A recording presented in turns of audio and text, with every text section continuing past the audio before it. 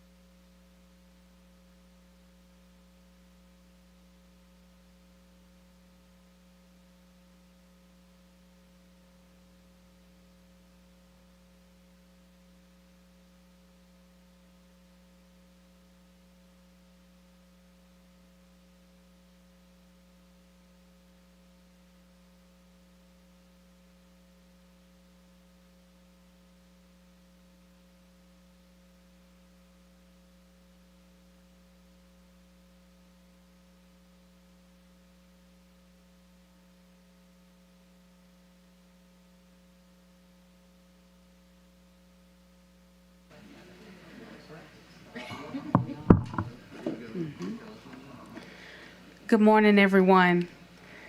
We are excited to share officially our news that we actually adopted last night and voted for our new leaders for the East Baton Rouge Parish School System. We have made history by choosing two of our own, Mr. Lamont Cole, formerly Mayor Pro Tem Lamont Cole, who is an educator by trade, who brings a wealth of knowledge and wisdom. And so we're excited that he will be returning home to East Baton Rouge Parish School System and leading the district.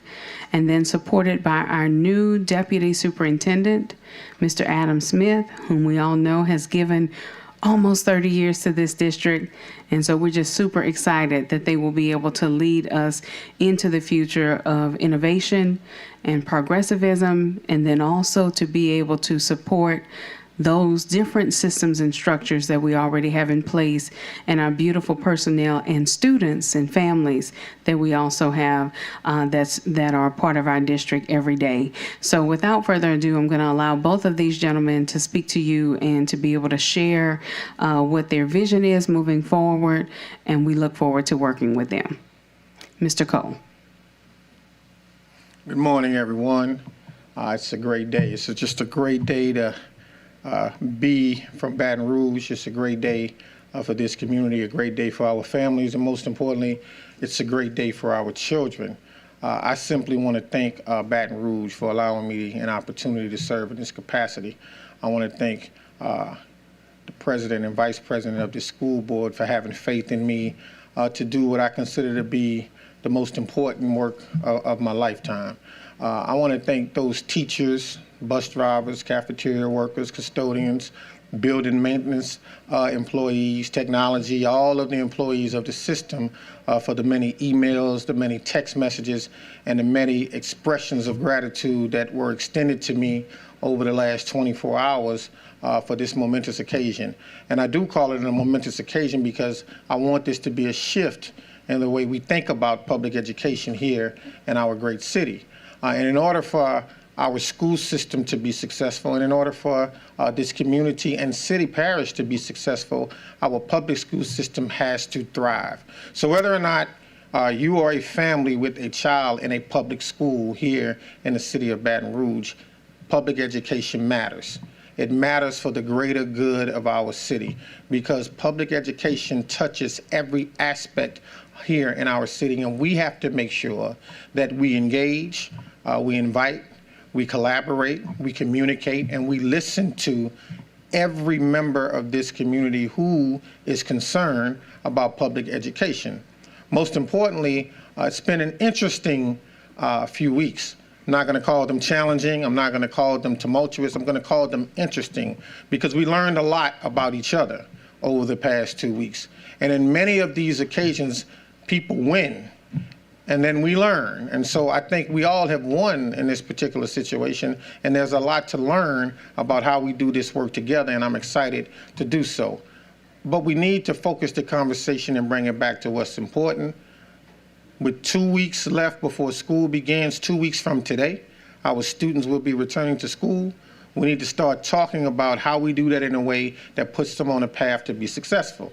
And so having said that, I'm going to ask my friend, our deputy superintendent, to come up and talk about plans that have already been established by he and a wonderful team of individuals that he's been working with over the entire summer to ensure that our school starts in a very, very, very positive way. And then we want to ensure families that they can trust the school system to do right by their children as we begin to start a very exciting school year. So with that being said, first I want to say congratulations, Deputy Smith, and I'll turn it over to you. I appreciate it, Superintendent Cole. You know, someone once said to me that in a semi-truck, a big rig, there is no rearview mirror. And there's a reasoning behind that.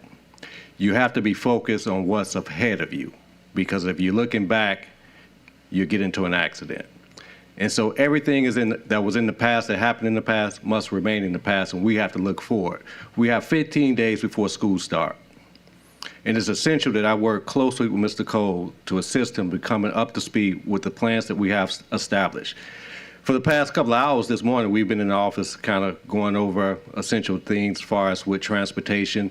We want to assure families that the transportation bus cars will be mailed out next week.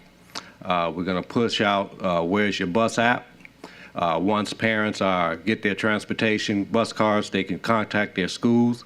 We have in-service principals this week on how to support our families if there's any questions around transportation. Also, we need the help of our families. We know we live in a community that's highly mobile. Families, parents, if your students need to be registered, please register them now in school. You can go back to any one of your local schools to find out any information about registering your kids, because that's essential to make certain that all kids are registered for the first day of school. So with that being said, if there's any specific questions, because right now principals are there, they're doing their master schedules are complete. We're making certain that we're filling all vacancies at our building levels. And so I'll continue to work over the next few weeks, because we know Mr. Superintendent Cole, his first board meeting is next week. And so we want to make sure that he's up to speed with everything that's essential for the first days of school. Adam, so transportation, with last year, there were a lot of right before school started, which helped make things worse. Where do we have a sense about operators and staffing and where we're at with that? Last week, I provided the board with a report, PowerPoint report, and we wanted to give a update last week or last month at the board meeting. Right now, we have more bus drivers in the pool pre-pandemic, but what we also would like to be is proactive to make sure that we can fill all gaps. So we're looking at some alternative ways in case we do have any vacancies. Yesterday, actually this week, we started seniority transfer, and what that essentially means is that senior veteran bus drivers, they have an opportunity to pick the best routes. And so we've done that, and so right now we're just looking at alternative pathways where we can be proactive in case we have any gaps as far as with bus drivers. We're good on buses.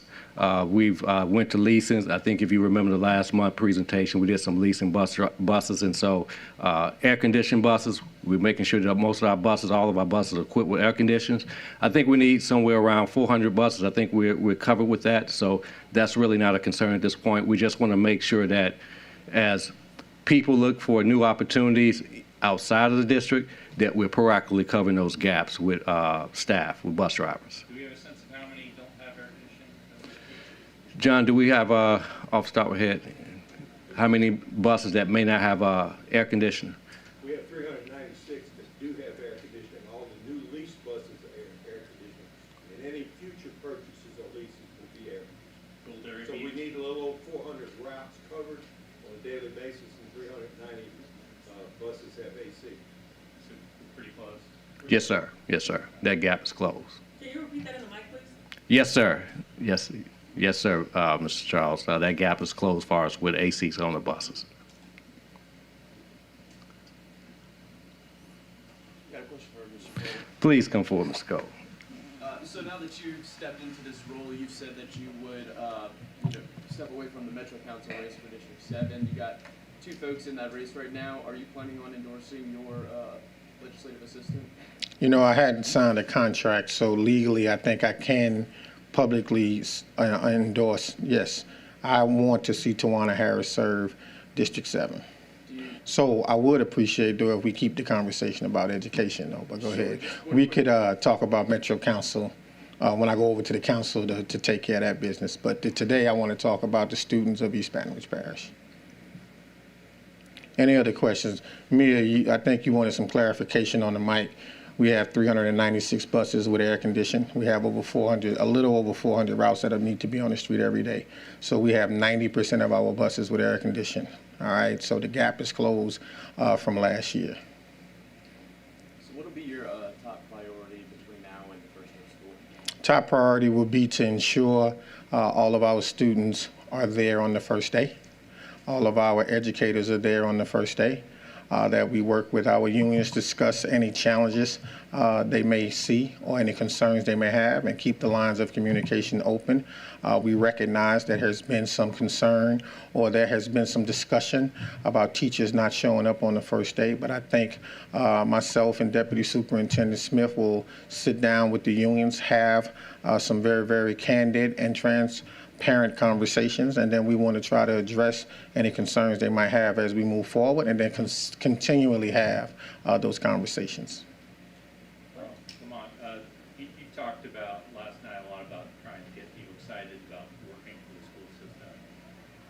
This is typically a tough time of year. You have vacancies, and then you have people who announce vacancies right when school starts. Do you have any thoughts about trying to keep that at bay and get some people to come on board here? Yeah, Deputy Smith and I talked this morning about getting with Human Resources and seeing how we can do some outreach, not only to teachers and staff who work within the system to share with them how much we appreciate them being employees of the system, but also doing a general reach out to the public to say to anyone who may be interested in teaching in our school system, we welcome you to join us. So having said that, we welcome anyone in the system or anyone in the city who is an educator, has been an educator, or wants to be an educator to apply to teach in our system. So that is the initial plan, but then we want to work with HR to develop a long-term plan for recruitment, and then we want to work with HR and our leaders in the system to develop a long-term plan for retention. And I think if we can put our minds together, work with staff, work with teachers, hear their cry, we can put a plan together that will be acceptable to them, where they will desire to stay in our parish versus leaving. What led to your decision to throw your name in the hat so late in the game, and what are some of the things you hope to accomplish, your personal goals for the district for being your first year? Well, I was observing from the sidelines that there wasn't an individual who had been selected, and I was willing to offer myself up for service to serve this community. So that is what led to me doing so very late in the process. The thing I hope to accomplish is to change the narrative that anyone may have, that our school system is not one of where students can get a high quality education in every single classroom. I think that's the initial goal, to make sure we change that narrative if there are families who believe that. I think for me, what's most important is our students are safe. Right, so we're looking at systems we have, not only through the district, but at every school, to ensure our students are safe at school. What are those structures? What are those systems? What are the protocols? What are the processes to ensure our students are safe? The next thing is to talk about curriculum, to ensure that every teacher is prepared on the first day to deliver instruction in a way that meets the children at their point of academic need. And if we do identify that there are some challenges there, how do we provide professional development for teachers so they can help students? I think one of the things we need to do is make sure at all of our schools on the first day we have support systems in place. So members of central office staff will be asked to dispatch themselves to various different schools throughout the district. On the first few days of school, we want to make sure as our families show up, we are customer service friendly. We are informed, and we can help students be in class on time so learning can begin. So those are my initial goals as we get ready to begin the school year. We're going to work with staff, we're going to work through the 100-day plan, and then we're going to develop processes and procedures that we believe are going to help students be successful this year. And in addition to that, we want to make sure we develop processes and procedures to provide support for our teachers and support staff so they can do their job in the most impactful way. Everyone who works with students in any way, shape, form, or fashion, whether it be directly in the classroom as a teacher or paraprofessional, whether it be in the cafeteria as a cafeteria worker, whether it be the custodians on campus, whether it be the cafeteria workers, the nurses, anyone who works with students, we want to make sure they have the support and resources they need to do that, because I think that contributes to keeping all of our students safe, and that helps parents to build confidence that the school system is always going to do right by their children. Talk about your learning curve here. You obviously, you keep up with things in the school district, but you haven't been with the school district since 2011. This is obviously a big jump. What's on your list? What are the things, goals you need to fill for yourself? Well, I think ultimately I need to learn about facility. I want to learn about budget. I want to learn about school leaders, and then I want to learn about any challenges we have where we have vacancies in our schools. Those are the 4 priorities that I want to learn very quickly. And being that Adam and I are friends, our wives didn't mind us being on the phone at 2 or 3 o'clock this morning, just talking about different aspects of what needs to happen. So again, want to learn about the vacancies, want to learn about leadership, and want to make sure we get a handle on the budget, and then look at some of the facility issues we might be having here in the district. And so those are the 4 main things. But Charles, there are a whole host of topics that I want to be brought up to speed, and I think the 100-day plan will guide me in my process of evaluating and investigating what is happening in our school system and learning as much as I can. And in addition to leaning on Deputy Smith, I'm going to lean on district leadership to keep me informed.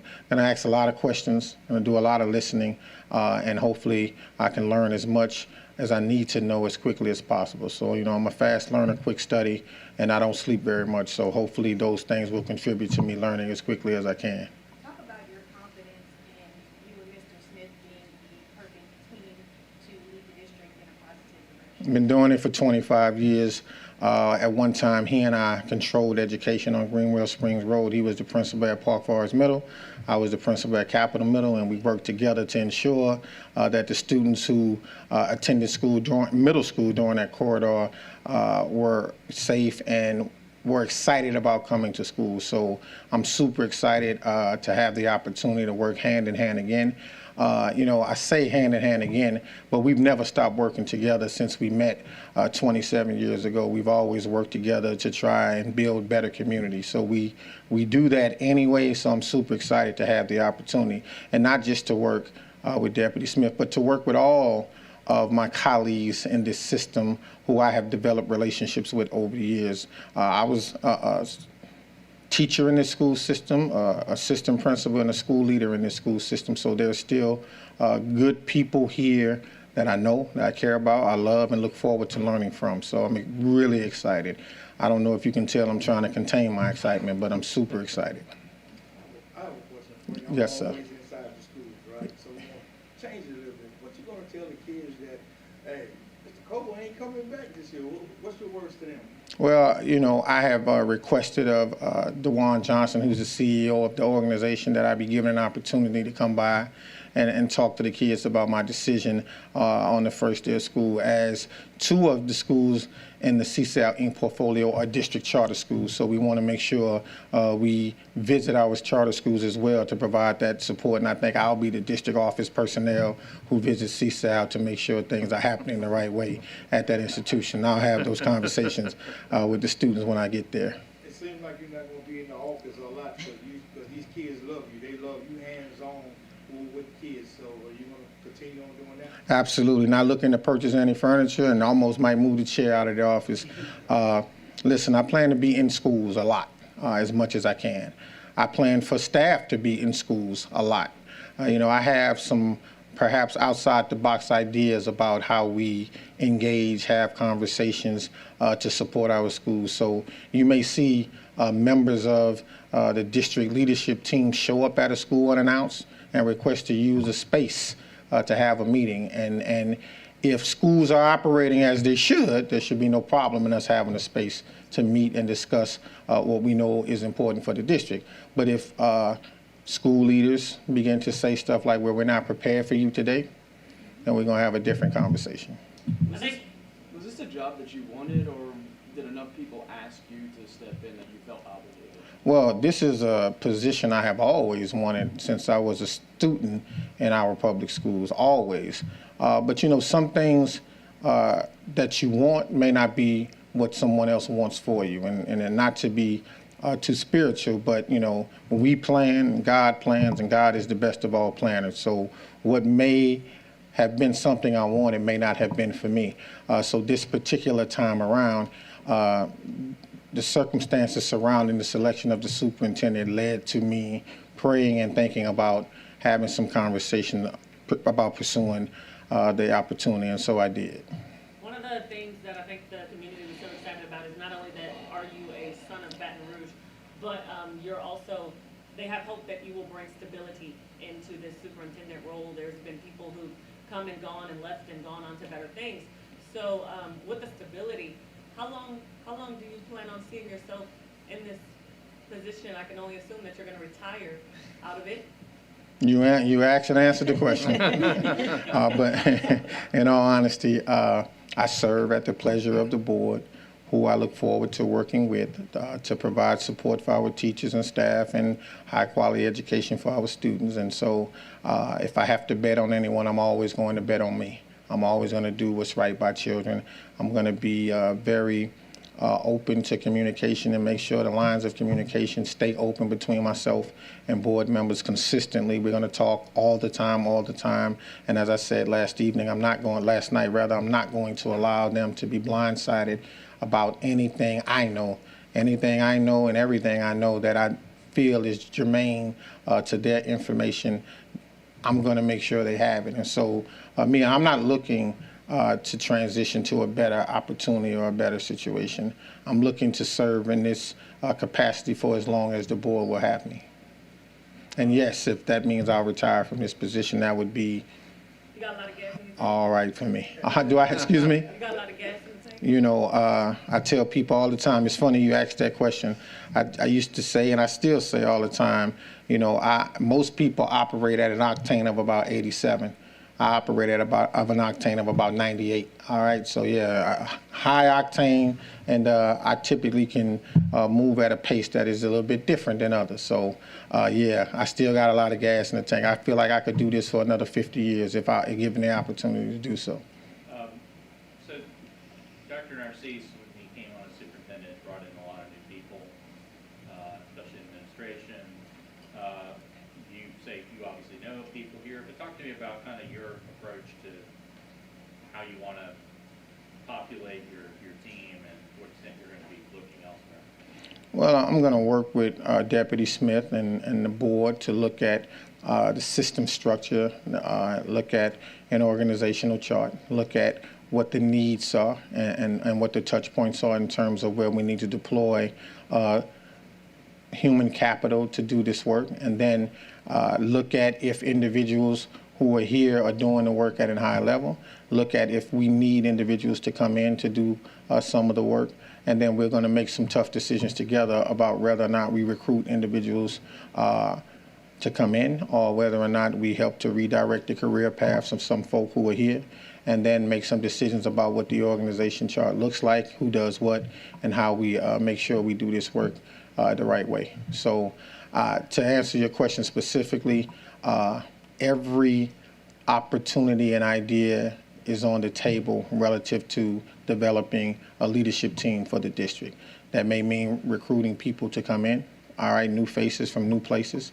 That may mean redirecting some folk to other positions in staff leadership. That may be asking some other people to pursue other opportunities who are working in certain positions. So nothing is off the table. It's a clean slate.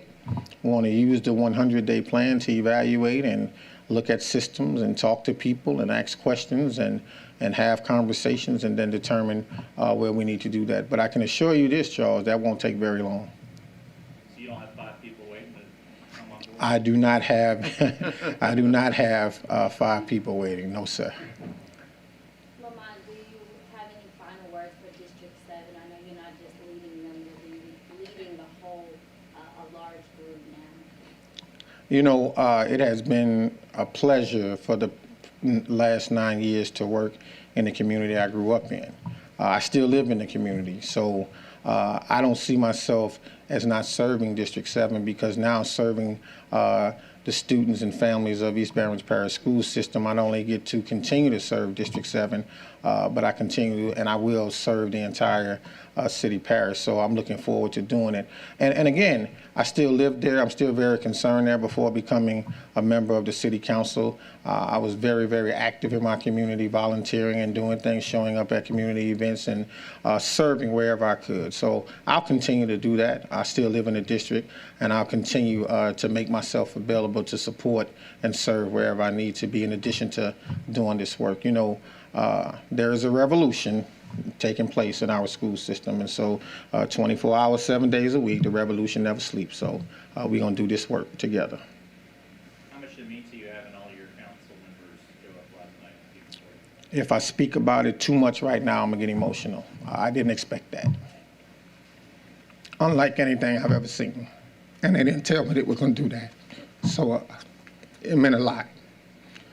Just to have members from both sides. One might expect the Democrats to have shown up, but to have members from both sides, not only write letters, but rush over here to share a word, that was pretty overwhelming, and still is. So I don't, Charles, I'm mad at you now for bringing that up. But yeah, it was overwhelming. So you're walking into a school district which has its own conflicts. You took a leadership position in Metro Council and had a lot of conflicts. Absolutely. What does that experience tell you about what you can do here? That simply tells me we're people. We all want the same things. We want to live in a safe, clean city where our students and families have access to quality education and health care. And if they can do those things, their aspirations will be to make our city better. And so I'm very hopeful that we can get to know each other. You know, oftentimes the people we know are the people we want to support the most, despite what our differences may be. And so I hope some of the strategies I used on the Metro Council to bring us together, I can use in the school system where there is stress and strife amongst individuals. We can work together. And I think the key is to treat people well, operate from the premise of treating people well. That's number one. Number two, be respectful in every encounter you have, despite what the other person may say or do. Be respectful in every encounter you have with an individual. And last but certainly not least, don't take things personal. No one, I believe, wakes up in the morning with an intent to hurt me. I don't think people wake up thinking about hurting me, and I share that with most people. No one has woke up this morning trying to hurt you, so don't be so offended by what one might say or do. We all come from different backgrounds, we have different experiences, and those experiences are the sum total of who we are. And we have to be open to learning from each other. We have to be open to learn from each other, and I think if we're open to learn from each other, we'll find that we're more alike than not. And then if we can find common ground, how do we work together? And so while the rule in politics is make no permanent friends, make no permanent enemies, only work to serve permanent interests, it should be the rule of life. And when we meet people, we should think about not making permanent friends or not making permanent enemies, but working to serve permanent interests. So I have a lot of associates, friends, family that I have interacted with over the years. And while we may like to do different things, when it's time for us to work together, I believe we'll be able to do so. So, you know, I'm a very jovial, overly excited individual. You know, I'm trying not to do all of that right now. You know, I'm trying to temper my excitement with some steady conversation. But listen, I'm so excited about working with and learning from members of this community and members of this school system and employees of this school system, and hearing what they have to say and hearing their ideas and sharing my thoughts and my ideas. And I think that's the key. You know, open lines of communication, honest and candid conversation. And we start with the premise of I'm going to treat you well, I'm going to be respectful, and I'm not going to take anything personal. I think we'll get to where we want to be, and that's a community and a school system that works together. Could you speak to your reaction for me just a little bit? You talked about already how you wanted this since you were a child, and in 2020, you literally did not even get an interview. Correct. And so last night, you became the only person that they wanted to interview, and now you're standing here today. Look at God. As the superintendent. You know, in 2020, listen, I wasn't the guy in 2020. I did not take it personal. I think if there are people who, and there still are some members of the school board who are here now, who were here then, they will tell you, you know, less than 5 minutes after it was announced I wasn't going to be interviewed, I text them all and say, hey, thank you for the conversation. Good luck the rest of the way. I'll always make myself available to support children. And I didn't take that personal. It wasn't my time.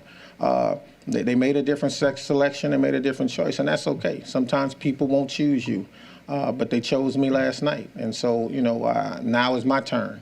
And so my legacy will include what I do in this role. So I'm super excited about it. Never was offended that it didn't happen.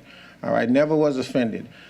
You know, there are far too many negative things happening in this world for me to be offended or hurt that I didn't get a job, all right? You know, a job is something you find when you go looking for it. If I can find one, I'll find another. And I had a good job at the time in 2020 when I was pursuing this job. And then I got and ended up receiving a 4-month vacation as a result of COVID. So it all worked out. It all worked out in 2020. So, you know, it's working out now. Well, Mia, you know me, and we've spoken a few times, and you're right. I'm being extremely calm. I don't want to send a message to families and to the greater Baton Rouge community that I don't take the work serious. But please know there probably will be times where I won't be as calm, and my excitement will take over, and people will see how truly enthusiastic I am about the work that we do here. We have outstanding leaders in our schools like Mr. Paul Jackson, who just walked in, so I look forward to working with him, known him a long time, great individual principal at Scotlandville High School. So just looking forward to having the opportunity. I know you want me to get excited and do what I do with you on morning interviews, but I'm not going to do that. As a leader of this city, you've been around for many years. Don't make me sound that old, but go ahead. What message do you have for parents? You'll be respected by many. What message do you have for parents as they've been on this emotional roller coaster for several months? What message do you have? What sort of confidence or what can you instill in them to ensure that they're in the right hands with their child? Well, very simply, I want for their children what they want for their children. If it's important to them and it's important to their children, then it's important to me. And we're going to put processes and procedures in place for them to share their concerns. Now, I don't want to say to families in this community and in this city that all of them will have access to me directly. So to Patrick's point, that's a shift. Because as a principal, every parent in the school had my phone number, and I used to say, contact me anytime. I'm not going to say that to all 41,000 families in our community. But what I will say is that the leadership teams, the executive directors, Deputy Superintendent Smith, school leaders, we're going to spend some time talking about leadership in schools and what that looks like and how we have to make ourselves available to parents to have conversations about their children and how we have to be willing to go above and beyond to do so. When I gave parents or used to give parents my direct cell phone number, my personal number, they would never call. They would never call. And the reason why they would never call is because they always knew they could if they needed me. And so I think and that's an old trick for principals. You know, I think principals believe if I give every parent my number, they're going to call me every 5 minutes. What I have learned is when you allow parents to know they have access, they respect your time, they respect your personal time, and they know as long as I can get in touch with him or her when I need to, then I don't need to call. I'll try to take care of it myself. So, you know, I want what the families want. I want for their children what they want for their children. And again, if it's important to you, it's important to me. And we, as leaders in the school system, are going to learn to make ourselves available to address their concerns. No matter how personally trivial we may think in our minds, it's got to be important to us if it's important to them. Because if we make their concerns important to us, I think they will begin to trust us a little bit more. I've never had a parent not trust me. I've never had a student go home and say, my principal doesn't like me. But I have had young people go home and say, he expected more of me. He expected more of me. And so for students in this district who may not have been given their best in recent years, I expect them to give their best every day. So I'll pivot a little bit and speak directly to students. I expect you to show up and give your best every day. Show up to school on time, go to class, sit in the assigned or appropriate area where teachers ask you, and do what we ask you to do to be successful. I want to say that again, do what we ask you to do to be successful. We're never going to ask students to do anything that goes against what their families are teaching them at home, but we are going to ask students to do what is necessary to be successful. We don't know what they may choose in their lives or when they leave the K-12 experience in East Baton Rouge Parish School System. They may choose to go into the workforce. We want to make sure they're prepared to do that. They may choose to go into the military to serve our great country. We want to make sure they're prepared to do that. They may choose to go to a trade school. We want to make sure they have opportunities to learn a trade while in the K-12 during their K-12 experience, and then be prepared to do that. They may choose to go to college. We want to make sure they are prepared for that. But whatever they want to do, we want to make sure they're prepared to do it. And in order for us to do that, we have to work with families to ensure kids get the right stuff at the right time in the right way. And so that's what I would say to all parents. I support you, I'm here, but I expect more. I really expect more from students, because all of our students in this district have genius level ability. They have genius level ability. I firmly believe every student, every child has genius level ability.